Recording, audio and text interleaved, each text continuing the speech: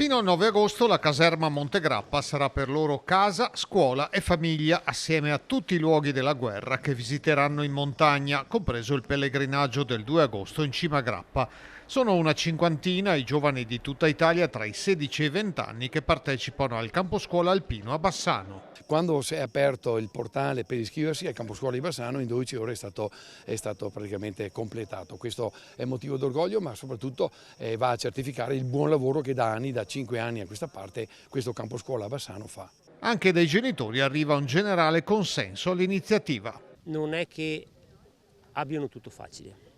C'è una collaborazione tra di loro che deve esserci, perché sennò da soli non vanno da nessuna parte, e anche delle regole. Al giorno d'oggi magari sembra quasi essere questa parola strana, regole, non diritti ma doveri, serve come per tirare su un po' la schiena, spalle dritte.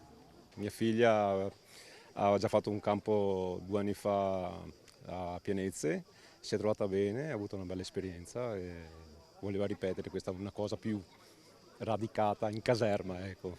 Penso sicuramente un'esperienza molto positiva, sicuramente. E penso anche un cambiamento di personalità. Come è tornato dalle esperienze precedenti?